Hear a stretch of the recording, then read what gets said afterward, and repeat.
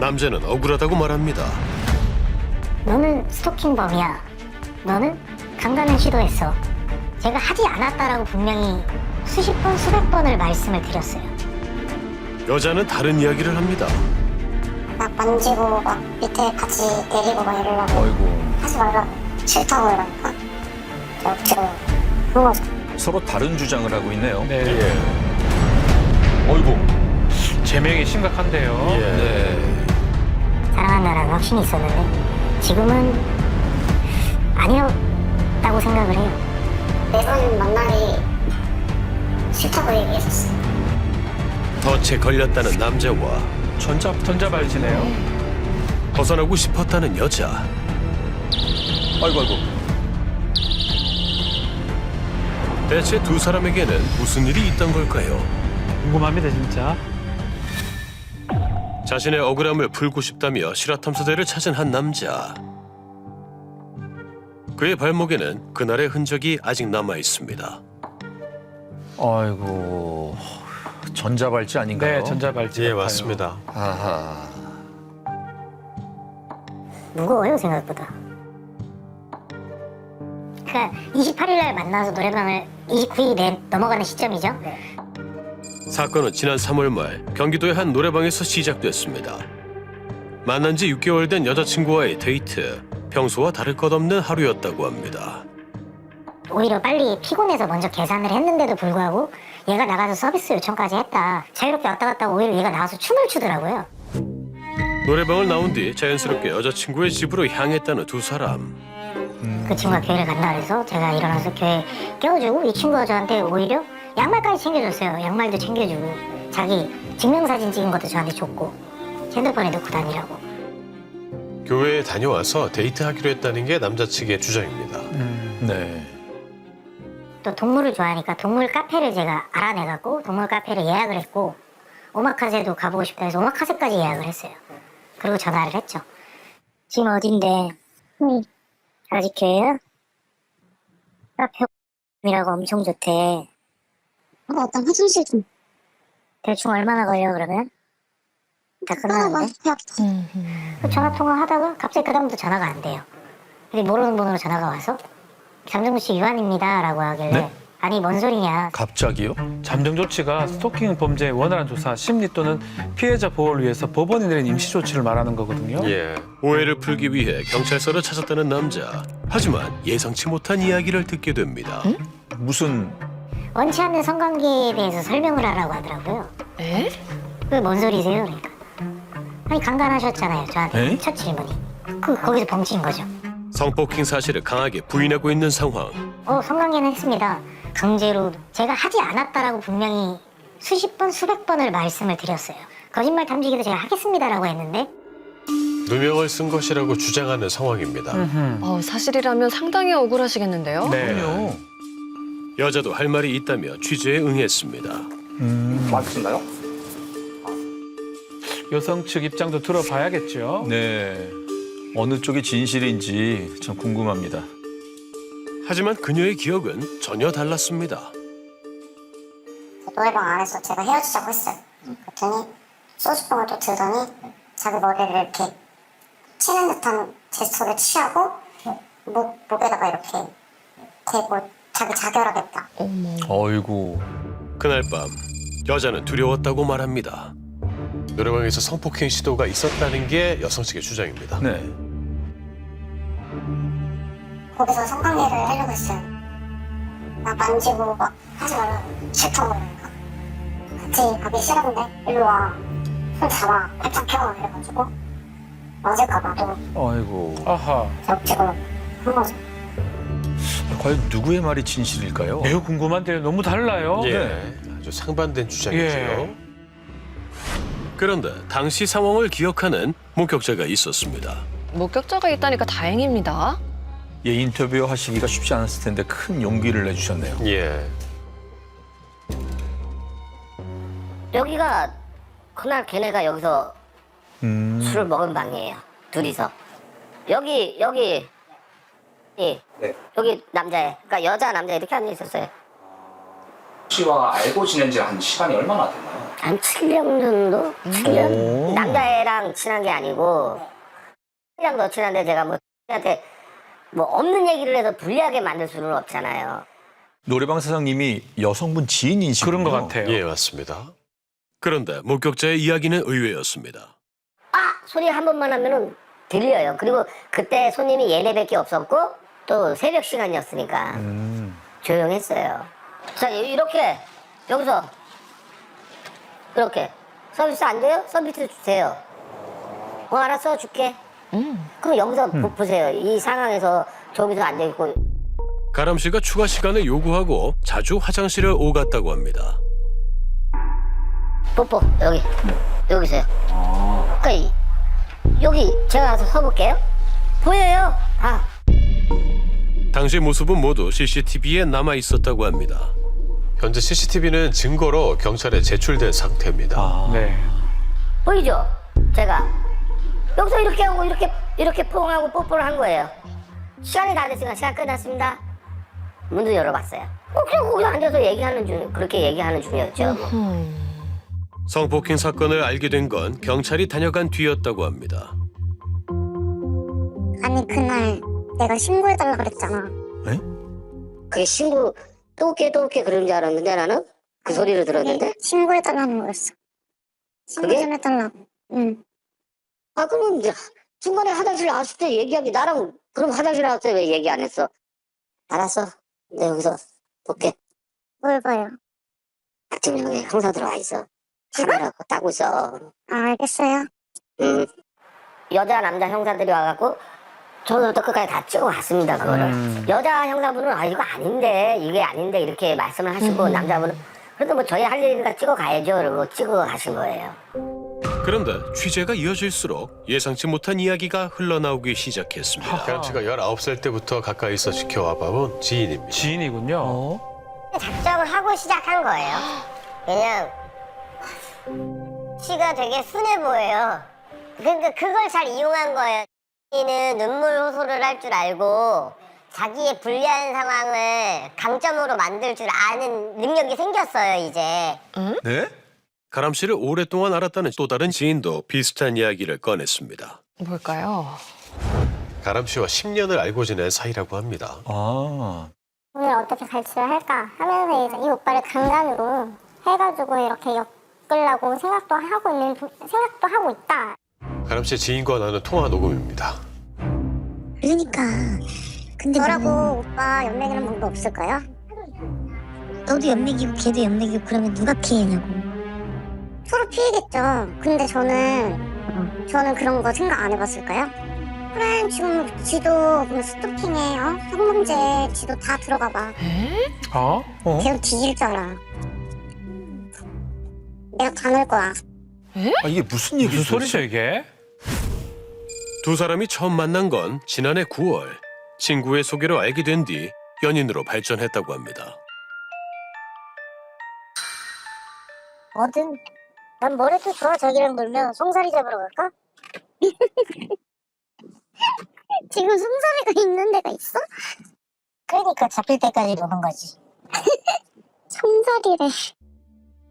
그런데 사귄 지 얼마 지나지 않아 남자는 뜻밖의 이야기를 듣게 됐다고 합니다. 간호조무사로 일을 했는데 본인 말로는 전세 사기를 당하고 자기가 이런 일을 하다 보니 성매매 일까지 하게 됐다. 성매매요. 와. 성매매요. 좀 충격적이죠. 예. 네. 이별까지 생각했다고 하는데요. 상식적인 선에서는 그거는 용납이 안 되는 부분이니까. 근데 본인이 이제 그 일을 다 관두고 다시 원래 간호사 일을 했었으니까 저를 만남과 동시에 그 일을 관둔 거예요. 관둔 거는 맞아요. 가람 씨가 간호조무사로 재취업을 약속했다고 합니다. 예. 그래서 고민을 많이 했었던 것 같아요.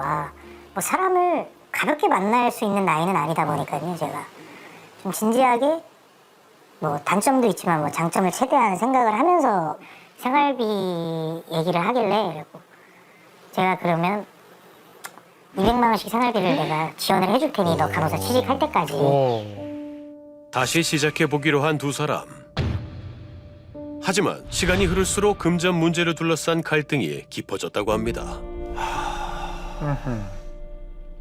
제가 매달 200 주는 거 외에도 이 친구가 누구 지인들 만나거나 본집 간다 그러거나 그럴 때마다 뭐 50만 원, 30만 원이 저번님 집 이사 비용, 친언니 출산으로 인한 뭐 조리원 비용 어휴.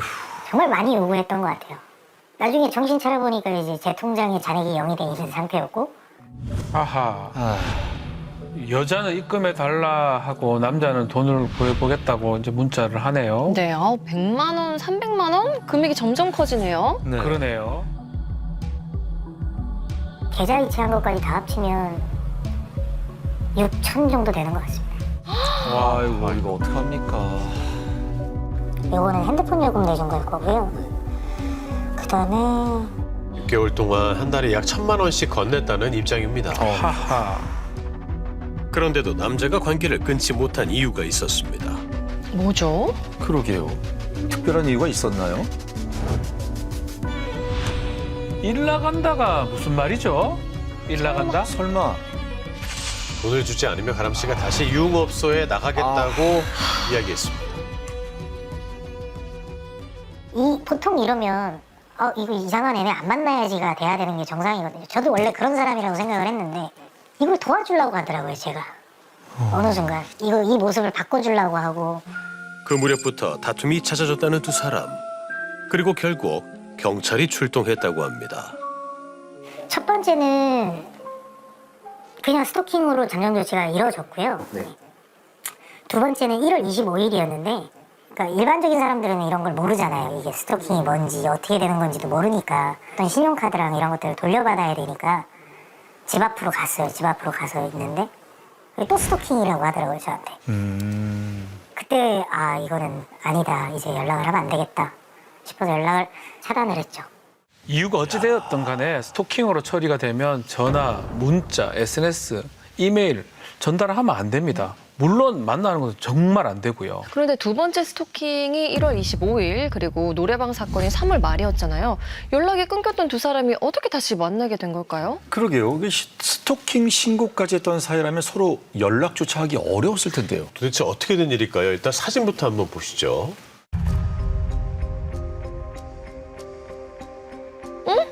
두 사람이 다시 만나게 된 이유는 바로 가람 씨가 천미 씨에게 임신 사실을 알렸기 때문입니다. 임신이요? 예. 하하. 이거 임신 사실을 알게 되면 이야기가 달라질 수밖에 없죠. 예. 철민 씨 입장에서는 아이 문제를 외면하기는 어려웠겠어요. 스토킹 신고가 접수된 지 불과 이틀 뒤였습니다. 이제 아는 형이랑 밥을 먹고 있는 자리에 찾아왔어요. 제가 있는 곳으로. 임신했다고 하면서. 그래서 임신 테스트기를 했어요. 들고 나왔는데 두 줄이 돼 있는 걸 보여준 거예요. 임신 소식 이후 두 사람은 다시 가까워졌다고 합니다. 아이를 가지면 먹고 싶은 게 많아지죠. 네. 춘심이? 네, 두 사람이 정했다는 아이의 태명입니다. 출산과 육아, 미래에 대한 이야기도 자주 나눴다고 합니다. 가람 씨가 둘 사이에 태어날 아이의 합성 사진을 만들어서 보내기도 했습니다. 아이고야. 임신을 했고 내 아이가 생겼다? 그러니까 처음 느껴보는 감정이었던 것 같아요. 이제 나도 가정이 생기는구나. 내가 책임질 사람들이 생겼구나. 그렇죠.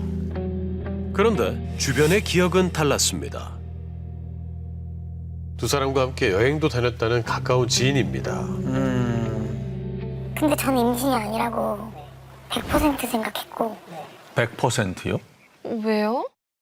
저희 집에 와서 생리를 하고 있었거든요. 2월 1일에. 예? 임신 사실 처음 얘기 꺼낸 게 한 1월 말쯤으로 알고 있었는데 참. 나중에 제가 또 한테 마지막으로 물어본 적 있어요. 너 오빠 애를 임신했다고 들었는데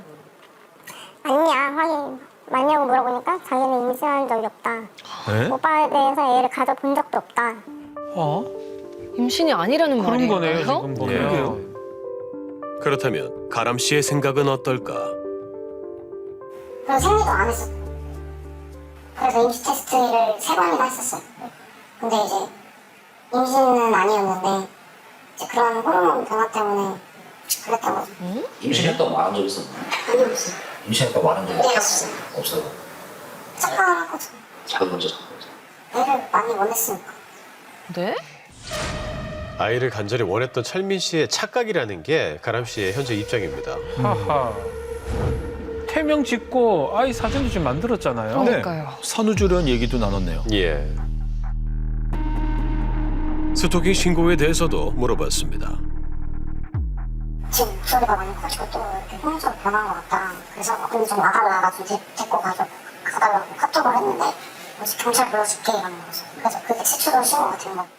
그래서 그때 이제 그 스토킹 그걸로 돼서 그렇게 들어간 거예요. 가람 씨는 남자친구의 폭력이 두려워서 지인에게 신고를 부탁했다고 말합니다. 그렇다면 신고 이후에도 만남을 이어간 이유는 무엇일까? 그러게요. 되게 잘해줬어요. 또 진정조치 기간에 되게 잘해주다가 갑자기 또 자기 마음에 안 들거나 이러면은 폭력적으로 변했어요. 무조건 무사를 치거든요. 근데 그게 항상 집에서 일어났던 일이라서 정말 안전히 일어나고 싶었어요. 헤어지자고 하면 계속 죽어버리더라고요. 진짜가. 가람 씨는 그와 단둘이 있는 시간이 두려웠다고 말합니다.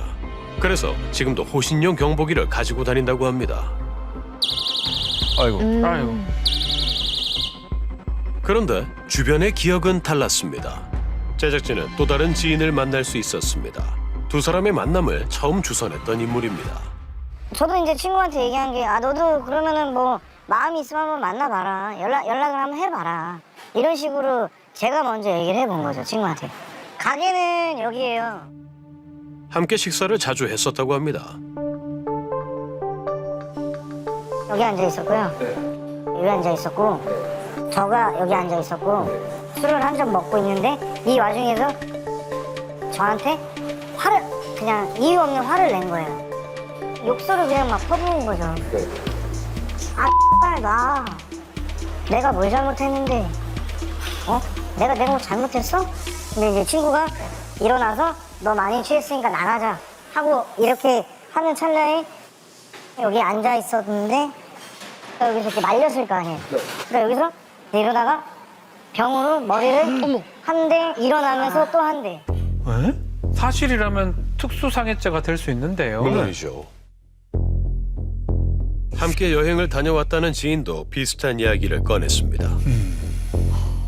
연말에 저희 가족이랑 그 커플이랑 같이 놀러 갔는데 칼을 들고 싸우더라고요. 막 밀치고 이런 상황은 아니고 둘이 이렇게 서서 대치하고 있는 상황이었고 내가 뭐 죽으면 되냐고 이러더니 갑자기 휘둘르고 뭐 이랬던 거죠.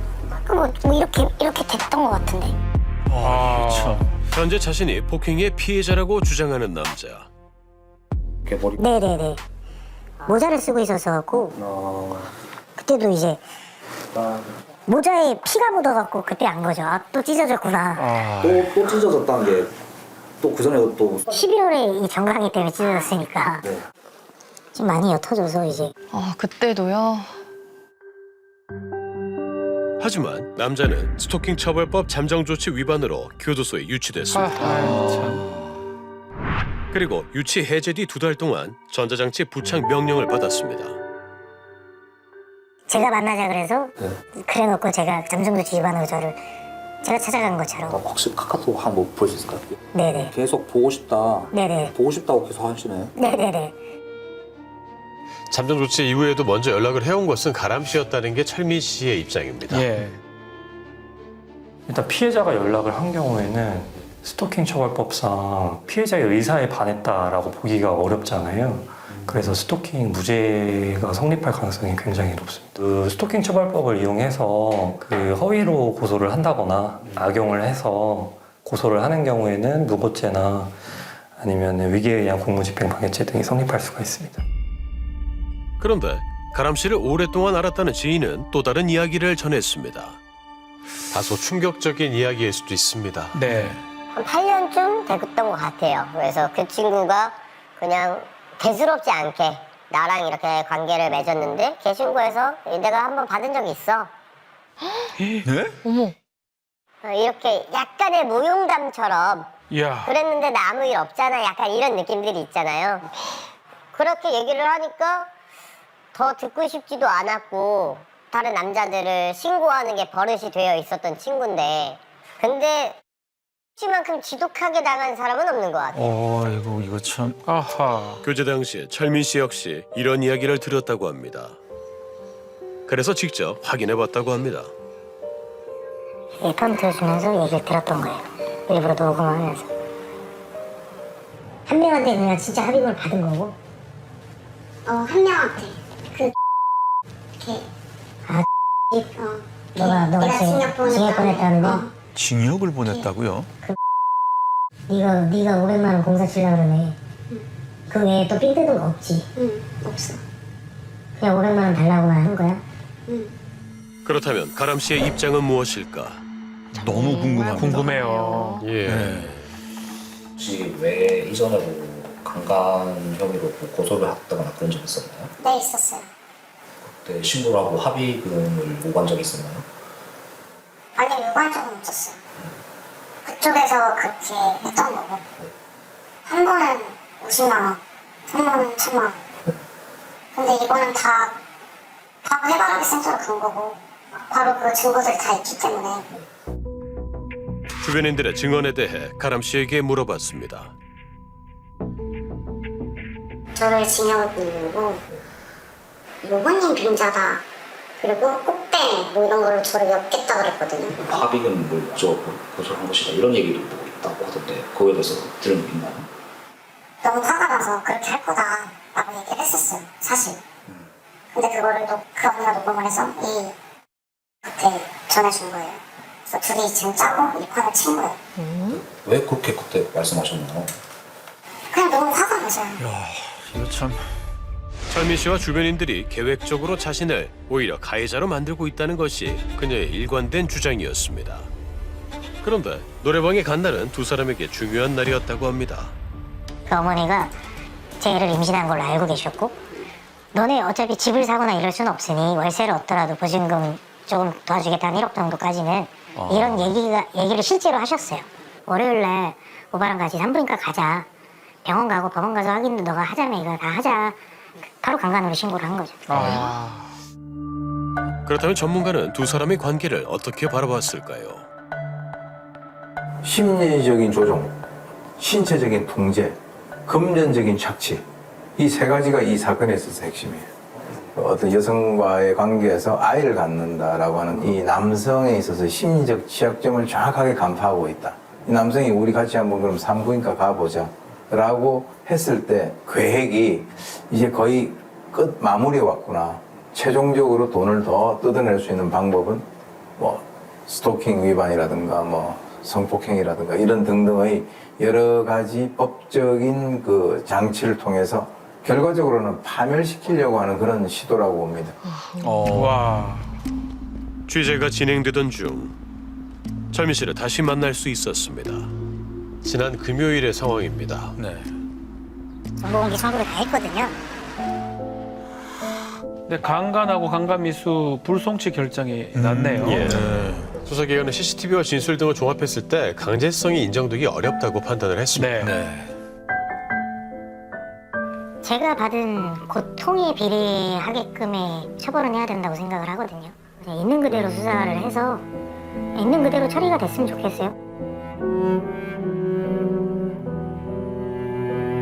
네, 현재 상황에 대해서 말씀을 드리면요. 가람 씨는 불송치 결정을 받아들일 수 없다면서 강간과 강간 미수 혐의에 대해서 이의 신청을 하겠다고 밝혔습니다.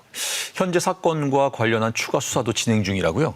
철민 씨는 교도소에 유치되던 당일에 고소장을 작성을 해서 무고와 특수상해 등의 혐의로 가람 씨를 고소했습니다. 양측의 주장이 크게 엇갈리는 만큼 명확하게 사실관계가 확인되어야 하는데요. 임신을 근거로 허위로 금전을 받아냈습니다. 사기죄 혐의도 검토될 것 같습니다. 네, 그래도 한때는 서로 사랑했던 사이였는데 또 고소까지 하게 됐다고 하니까 참 씁쓸합니다. 네. 철저한 수사를 통해 진실이 밝혀지는 것이 무엇보다 중요하겠습니다.